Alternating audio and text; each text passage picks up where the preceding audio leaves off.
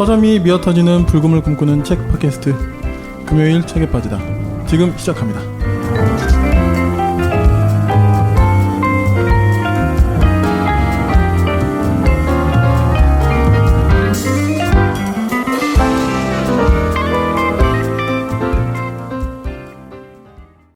네, 안녕하세요. 안녕하세요. 안녕하세요. 네, 소개 부탁드립니다.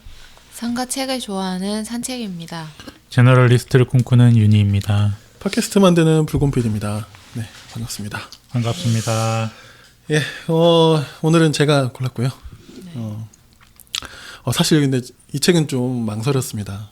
그 녹음 전에도 잠깐 말씀드렸지만 워낙 무거운 책이고 무거운 주제다 보니까 솔직히 좀 즐거운 책 하고 싶다 이런 마음이 강했지만 그래서 제가 그 다음 주에도 제가 고른 책으로 할 예정인데 좀 다음 주에 할 책은 일부러 좀 진짜 재미만 생각한 그런 책인 것 같아요. 지금 생각해 보니까.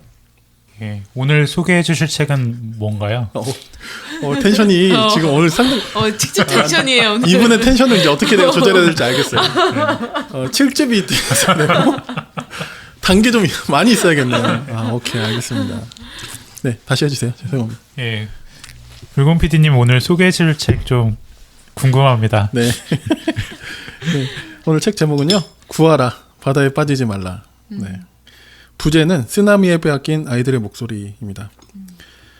저자는 리처드 로이드 페리라는 분이고요.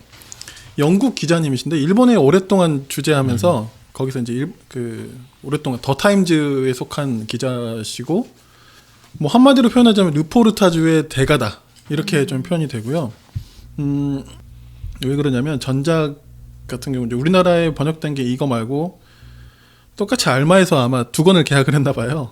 어떤 책이 있냐면 어둠을 먹는 사람들이라는 책이 한국에 또 번역이 돼. 이것도 이제 출간된 지 얼마 안 됐습니다. 작년에 나왔고요.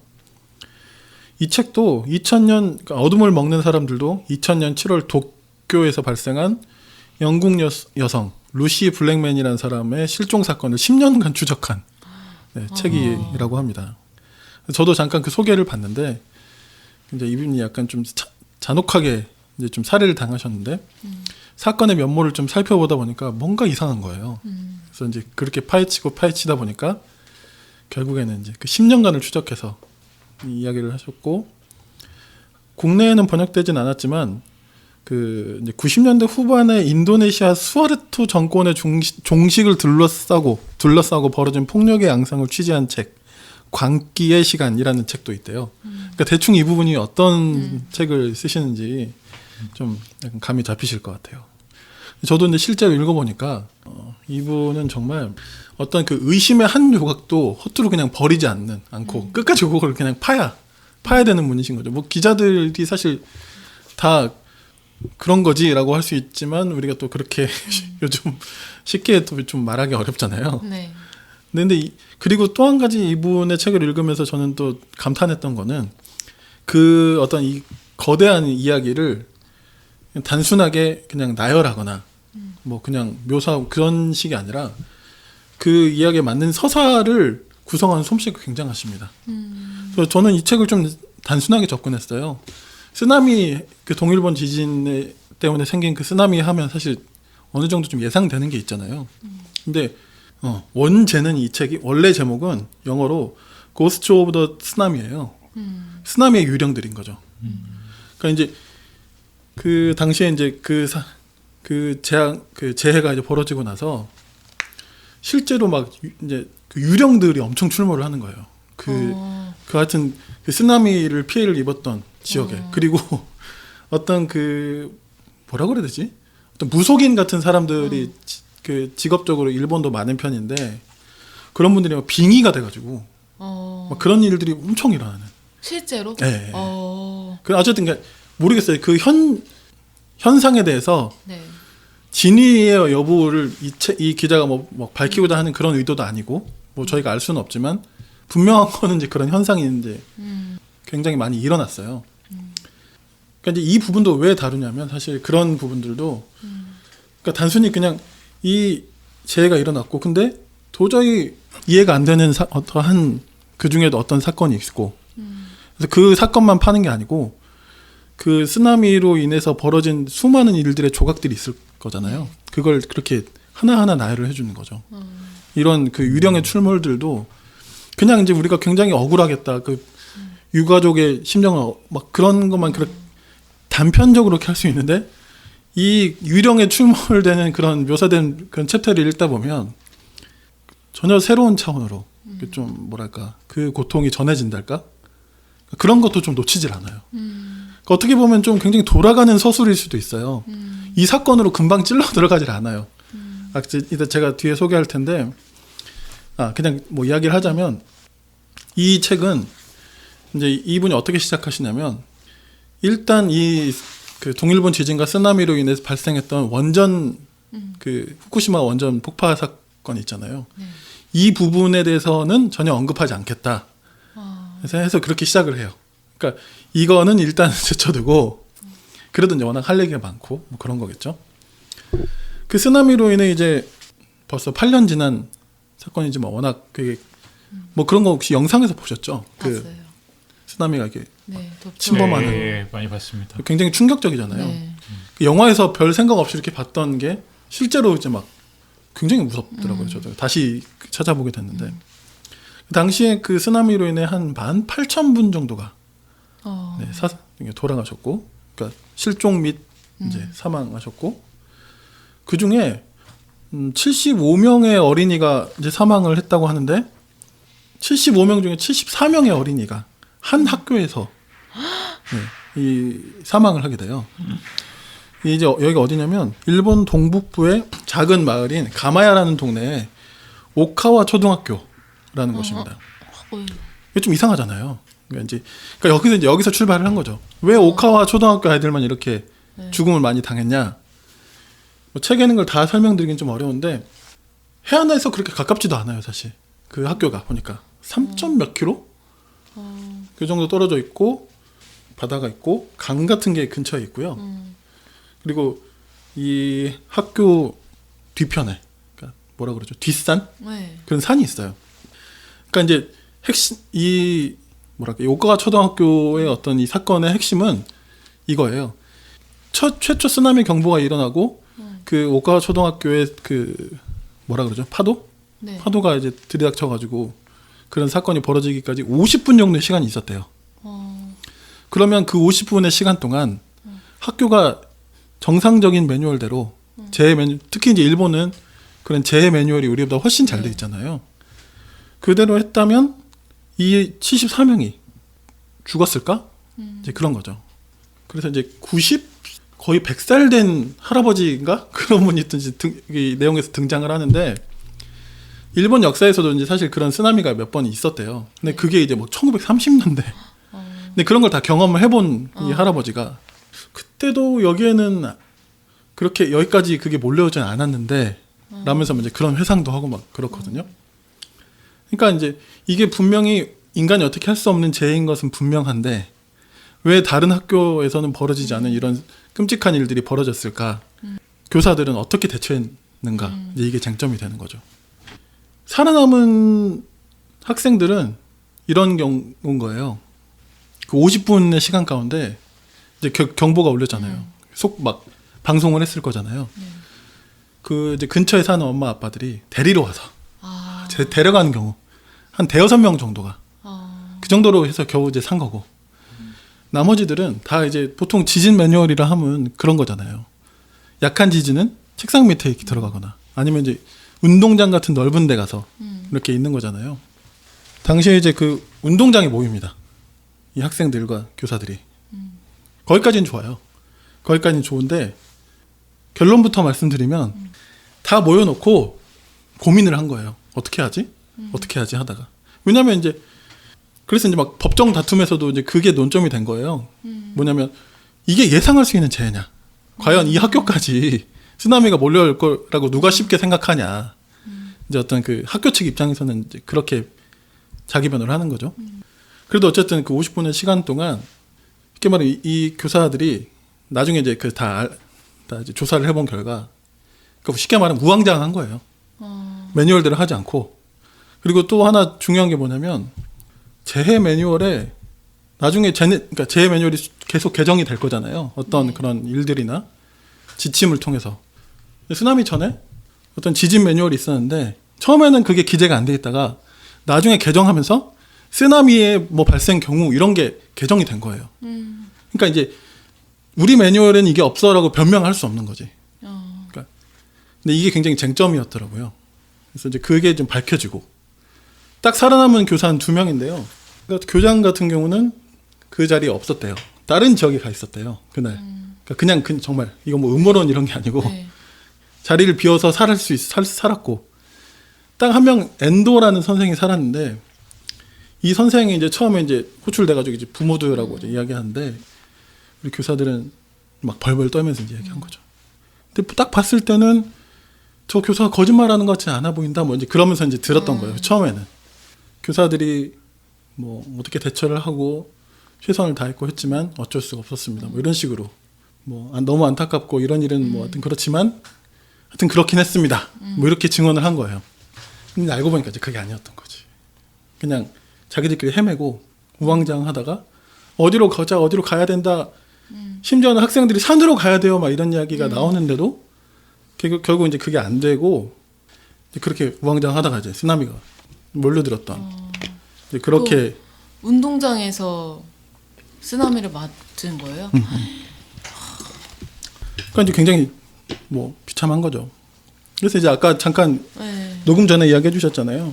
어떤 엄마는 굴찾기 자격증을 따가지고 자기 아이의 시신을 찾기 위해서 이제 하고 그 엄마의 스토리도 사실 그 가족이 그 뭐랄까 되게 가부장적인 그 일본의 그 꼬장꼬장한 그 어르신들이 있는 그 꼬장꼬장 일본 스타일의 네. 어르신들의 그런 있는 그런 분위기의 집안의 며느리였던 거예요.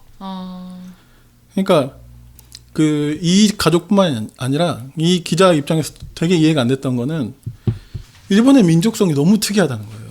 그러니까 이거를 이런 재해가 일어났으면 아수라장이 지옥이잖아요. 그렇죠. 근데 뭔가 질서정연해. 뭔가 사람들이 분출을 하질 않아. 그냥 뭐랄까 꽉꽉 눌러놓고 좋게 말하면 이걸 이제 옛날 우리식으로 미화하면 초월했다라고 그렇게 미화할 수 있는 거잖아요.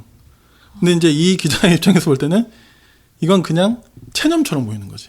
그리고 진짜 분노해야 될 때는 분노해야 될 때 분노하지 않고 결국에는 억누르고 그냥 끝내버리는 그런 모습들을 그냥 그 현장에서 계속 보는 거예요. 이제 아까 근데 이제 예외가 있는 거죠. 아까 그 굴착기 자격증을 따는 엄마 같은 경우 그런 걸 다 깨버리는 그냥 뭐 우린 너무 이해가 잘 되죠 사실. 근데 이제 가장 또 핵심은 뭐냐면 이제 결국 이 책임 때문에 재판까지 갔거든요 학교 측이랑. 네.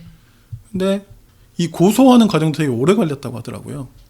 근데 이제 특히 이 영국 서양 기자가 더 이해가 안 된 거는 영국 같았으면 진즉에 소송단 그쵸. 막 모집하고 변호사 막 처음부터 변호사들 막 모여가지고 꾸리고 했을 텐데 일본은 그게 아니라는 거죠.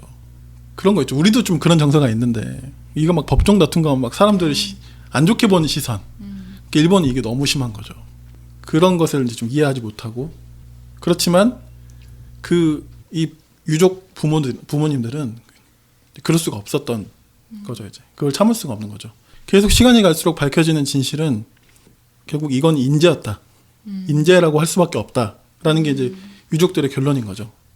그렇다면 인재는 자연재해는 어쩔 수 없는데 인재는 책임을 져야 되는 거잖아요. 결국 근데 이 학교 측도 그렇고 이 관련된 공무원들이 다 하는 똑같은 반응은 뭐 인간적인 사과를 계속해요. 그건 너무 잘해요. 근데 일본들은 막 하는 거 있잖아요. 일본인의 어떤 그런 태도 있잖아요. 근데 이게 어떤 업무로 들어가서 업무의 영역으로 들어가서 자신의 어떤 조직과 자신과 자신의 조직의 책임의 영역으로 들어가면 이 사람들이 인정을 안 하는 거예요. 회피하는 거지 계속. 근데 이게 우리는 사실 우리도 너무 이제는 공감이 잘 되는 게 저희도 그 2014년 4월 16일 이후로 너무 많이 봐온 광경인 거잖아요. 네. 사실 지금도 세월호 유가족분들이 싸우는 건 단 한 가지죠. 지금까지 처벌받는 사람이 딱 한 명이잖아요. 선장 한 명. 제대로 처벌받은 사람은. 근데 구할 수 있었는데 구하지 못한 이유를 알고 싶은 게 유일한 그 유가족들의 뭐죠? 요구인데 여전히 우리도 이제 똑같이 그 어려운 싸움을 하고 계시는 거죠. 당연히 세월호가 저도 생각이 났고 읽으면서 원제는 사실 쓰나미의 유령들인데 구하라 바다에 빠지지 말라라고 한국어 제목을 이렇게 하신 이유는 이 구하라 바다에 빠지지 말라는 맨 마지막 챕터 소제목이긴 해요. 근데 이걸 이제 이 한국어판의 제목으로 사용한 것은 그 마음이 좀 이해가 됐어요. 그렇죠. 네. 아무튼 소개하기 좀 굉장히 네. 어려운데, 그러니까 전혀 예상치 못한 지점까지 저는 이 책을 통해서 좀 아까 말씀드렸지만 일본의 국민성에 대해서 결국 이렇게 된 원인은 일본의 국민성 때문이다. 일본인들의 태도 때문이다. 궁극적 태도. 그리고 정치인들의 자세. 지금까지 그런 것들을 그런 큰 뭐랄까 사회적인 그런 태제까지 다 다루게 되더라고요. 이것도 사실 너무 그냥 막 아까 제가 말씀드렸듯이 글을 그냥 쭉 나열하거나 뭐 그런 식으로 구성했으면 좀 설득력이 없을 수도 있을 것 같다는 생각이 들어요. 왜냐하면 너무 크잖아요. 네. 누가 봐도 이거는 어떤 한 그 개인적인 차원의 어떤 문제일 거라고 예상이 되는데 실은 일본 자체의 문제였다라고 결론을 내리니까 네, 보통 책은 아닌 거죠. 근데 그걸 너무 설득력 있게 잘 책을 구성해서 네. 썼고, 네, 그 취재력이나 네, 어떤 그런 기자가 쓸 수 있는 르포르타주에 전 이 정도의 완성도를 가진 르포르타주는 거의 보지 못한 것 같아요. 네, 아주 인상적이었고 그러니까 작품 자체로도 굉장히 네. 인상적이었고 주제는 뭐 말할 것도 없고 그 결론까지 좀 충격을 가져다 주는 그런 책이었습니다. 금요일 밤에는 모두 책에 빠져봐. 풍부한 지식은 오늘 우리의 사냥감. 더 나은 세상이 다가오기를 바라는 그대가 이 시대의 진정한 저는 철학자. 책 들고 계신 책 표지 보는데 일단 컬러 자체도 짙은 검정이고 그렇죠. 그리고 텍스트가 배치되어 있고 또 폰트나 이런 걸 봤을 때 되게 그러니까 절벽에 내몰려 있는 이미지 그리고 벼랑 끝의 이미지가 계속 연상이 되면서 그 안의 내용을 저는 사실 책을 읽지 못했지만 얼마든지 그 책의 내용을 유추할 수 있는 그리고 말씀하신 대로 책의 제목을 저 상태로 뽑은 것도 다분히 의미가 있는 게 다가와서 그 말씀하시는데도 너무 어렵게 말씀하시고 듣는데도 너무 어렵고 그러니까. 사실 쉬운 책은 아니지만 의미가 있겠네요. 충분히. 사실 그리고 그 일본의 국민성이라는 결론, 일본의 특성이라는 결론이라는 측면에서도 왜 책임을 인정하지 않고 그 면에서 또 이제 위안부 할머니 문제도 같이 연상이 되면서 그러면 그러니까 피해받은 개인 또 고통을 당한 개인은 누가 어떻게 무엇을 보상해 주는가 이 문제가 여전히 남아있는 것 같아요.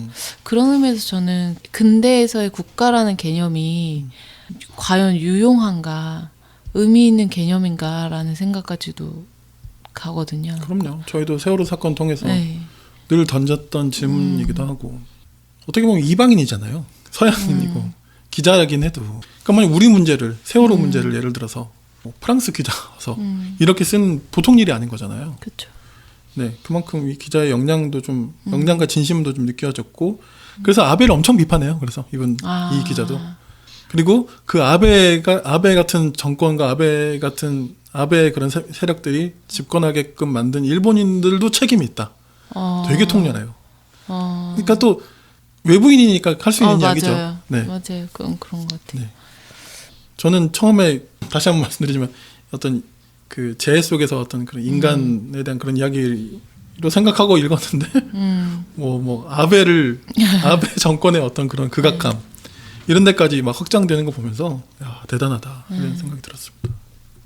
그 동일본 대지진 관련된 그 다큐 영화를 본 적이 있는데 네. 그러니까 일본인들의 감정을 표현하지 않기로 유명하잖아요.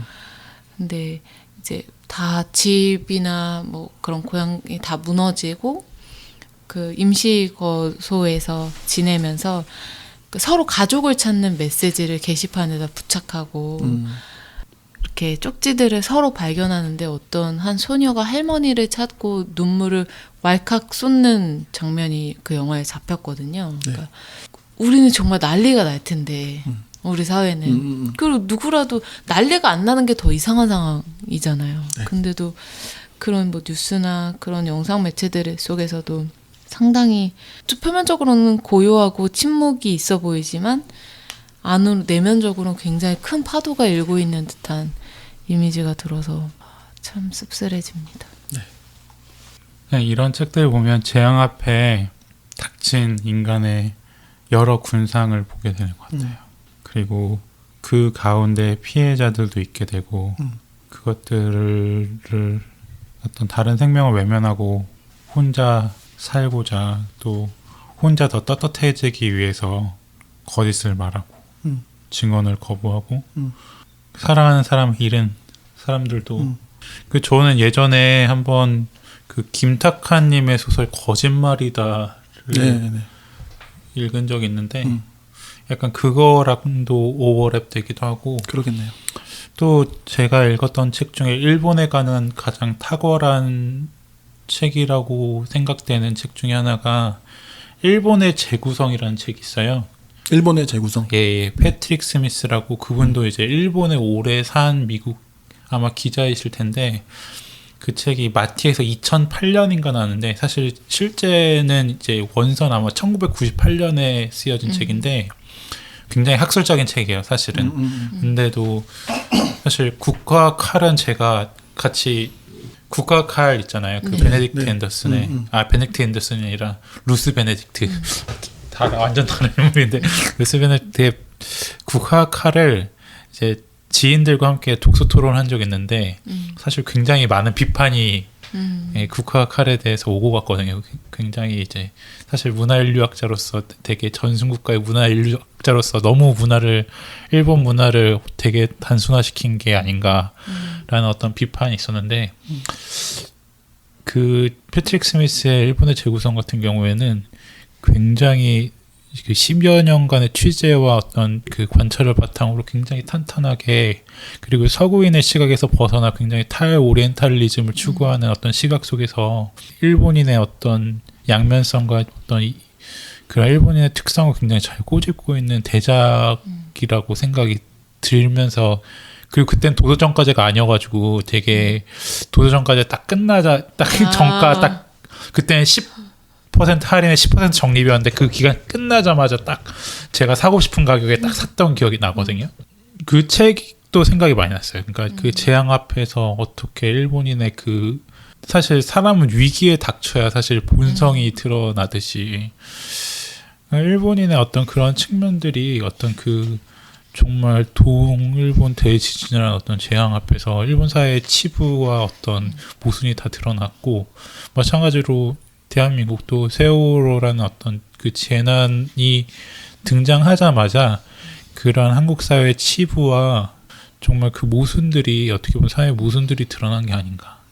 그런 것들이 어떤 하나의 사건을 잘 들여다보면 정말 그 사회가 가지고 있는 문제점과 그 사회가 가지고 있는 어떤 안일함이 잘 드러나는 것 같아요.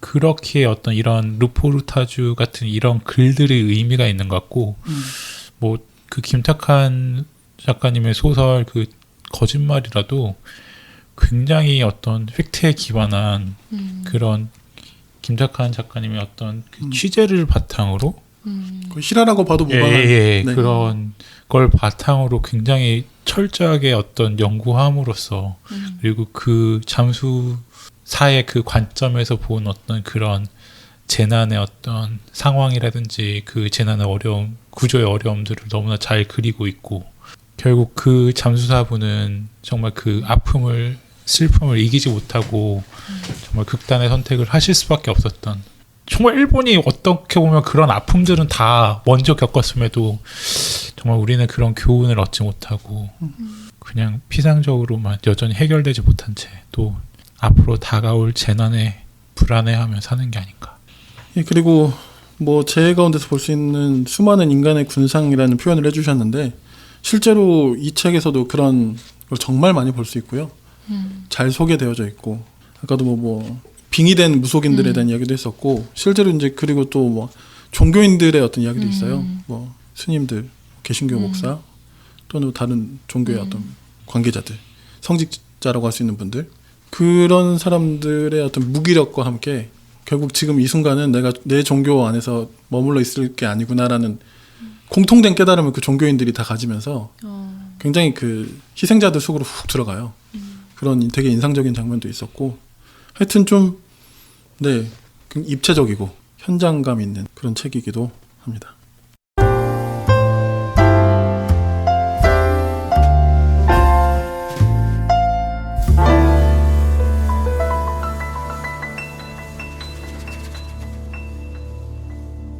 한 군데 제가 읽어드리고 읽으면서 제가 굉장히 씁쓸한 부분이었는데 아까 뭐 저희가 일본에 대한 이야기를 했잖아요. 그런 맥락 중에 한 곳이고요. 읽어드리고 마무리하겠습니다. 쓰나미가 집을 파괴한 후 생존자들은 집결에 조직하고 자신들의 운명을 통제했다. 그들은 이를 본능적으로 수행했다. 왜냐하면 그것이 해야 하는 자연스럽고 도덕적인 일 같았기 때문이다. 그들은 또한 공식적 도움을 기대할 수 없었기 때문에 그렇게 했다. 비슷한 재난이 서구에서 일어났다면 희생자들은 재빨리 그리고 날카롭게 정부는 어디에 있느냐고 요구했을 것이다. 2011년 일본에서는 거의 들어볼 수 없는 질문이었다. 당시에 그러한 낮은 기대감은 일종의 자산으로 회복과 자립의 원동력이 되었다. 하지만 낮은 기대감은 민주주의 제도를 좀먹는다. 그것은 보편적인 사실은 아니어서 일본에도 깊고 의식적으로 정치에 개입하고 있는 사람들이 많이 있다. 하지만 무관심, 불신, 그리고 무엇보다 무기력한 체념과 부딪히는 것은 의회 정치를 논하는데 흔한 일이다. 우리의 지도자가 끔찍하다고 사람들은 말하고 있는 듯 하지만 우리는 그것에 대해 무엇을 할 수 있을까? 그것은 마치 정치 자체가 자연재해 내지는 보통 사람들이 통제할 수 없는 비개인적 불운이어서 그 안에서 일본인들은 무기력한 희생자가 되어 그저 받아들이고 인내할 수 있을 뿐인 것 같았다. 굉장히 날카롭죠. 네. 네. 정치의 어떤 그런 부분으로도 굉장히 탁월한 책으로 저는 좀 읽혔고 좀 보니까 뭐 인터넷에서 좀 세일즈 포인트 이런 거 봐도 그렇게 많이 팔리지는 않는 상황인 것 같은데 글쎄요 요즘 여러 가지 우리가 정치 공방도 여전히 많고 어두운 면들이 너무 많잖아요. 근데 정작 우리가 또 정말 돌아보고 좀 헤아려야 될 그런 분들, 그런 현장들은 잘 그렇게 되지 못하는 것 같아서 안타까움이 있고 책들도 사실 이런 책들은 좀 또 그렇기 때문에 좀 잘 안 나가고 있는 건 아닌가 그런 생각도 좀 들고 또 세월호 유가족분들도 생각나고 좀 여러 가지 많은 생각이 교차했습니다. 오늘 저희 금요일 책에 빠지다는 네, 제가 이제 이런 책 못하겠다 이제 네. 네, 다음 주에는 좀 즐거운 책으로 찾아오겠습니다. 오늘 리차드 로이드 페리의 구하라 바다에 빠지지 말라 이 책 가지고 함께 얘기 나눴습니다. 오늘도 수고하셨습니다. 수고하셨습니다. 수고하셨습니다.